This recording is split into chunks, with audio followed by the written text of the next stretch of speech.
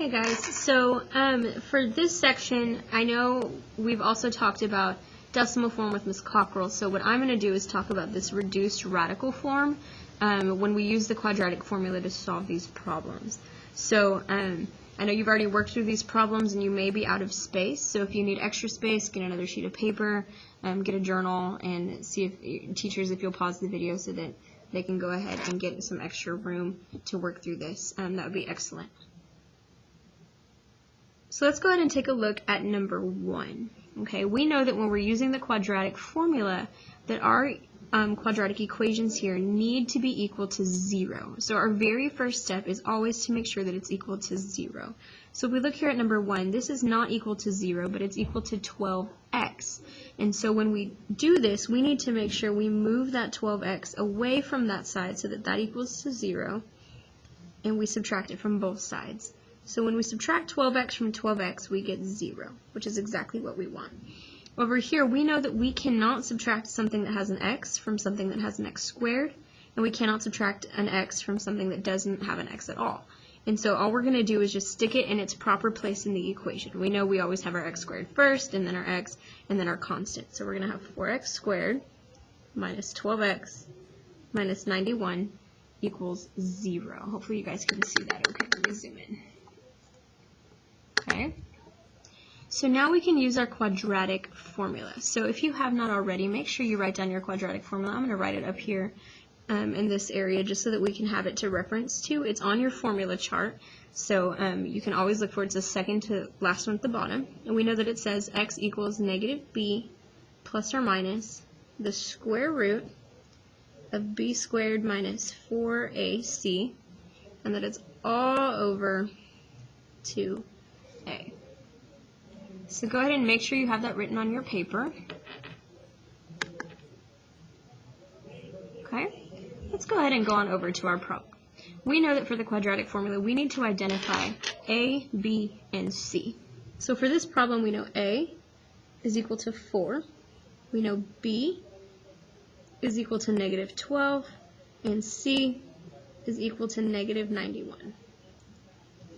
So let's go ahead and fill out our quadratic formula. Again, you have it written up here at the top of your paper, on the top of this section.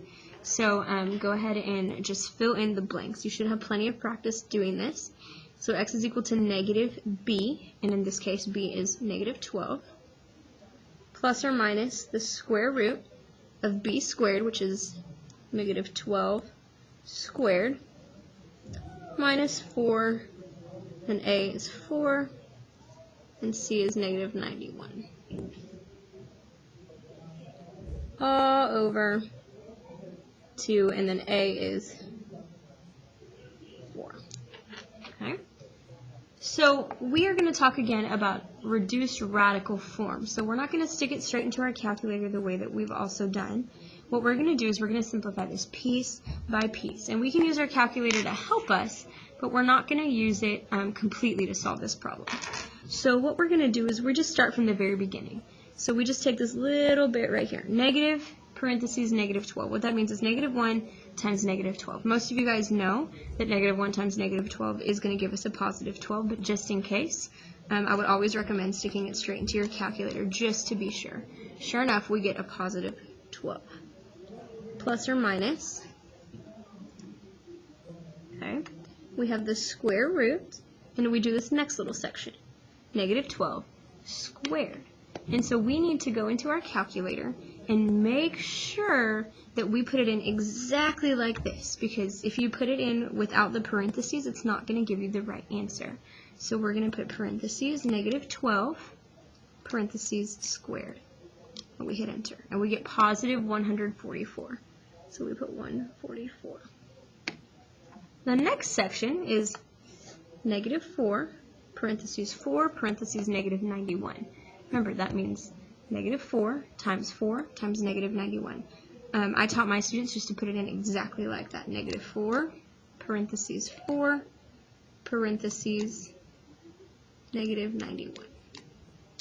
And we get a positive 1456. Positive 1456. All over 2 times 4, which is 8. Okay, we are almost done. So now we are running out of room, so I hope you guys did get an extra sheet of paper. So now we need to go ahead and go and simplify what's inside our radical. Okay, this is why it's simplified radical form, because you have the square root. The square root is called a radical. So all we need to do is add together what's in the radical. So we have 144 plus 1456, and we get 1600. So I'm going to rewrite the rest of my problem. X equals 12 plus or minus the square root of 1600 all over 8.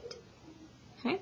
So now we need to go and double check. Can we take the square root of 1600 evenly? So we hit second x squared, 1600. And sure enough, we get a nice, lovely, beautiful number.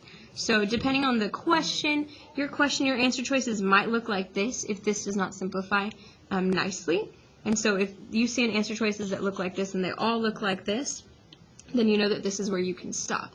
But thankfully for us, we have a 1600 here, and it does in fact simplify nicely. So we can go ahead and continue simplifying. We have x equals 12 plus or minus 40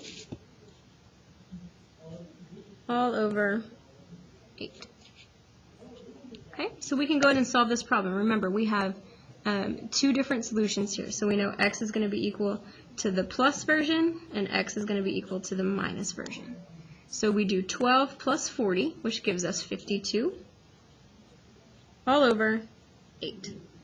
We have 12 minus 40, so if you're not positive about how to do that, we have 12 minus 40. We get negative 28, all over 8.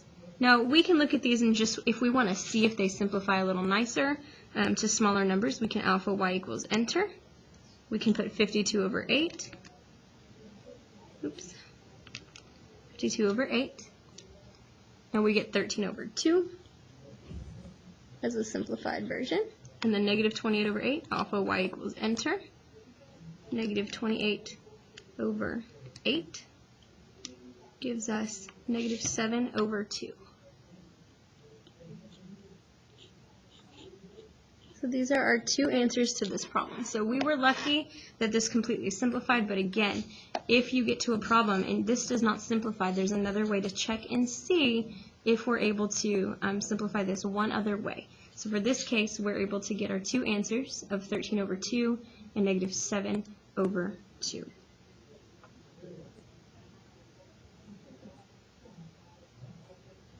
Alright guys, so we're going to go ahead and continue. Number 2 is solved pretty much exactly like number 1, where you can simplify it all the way down to two fraction answers, or two numbers, okay, without having it in a radical form. So number 2 is going to be solved just like number 1. But number 3 is going to be solved a little bit differently, okay? And so we're going to go ahead and work on that.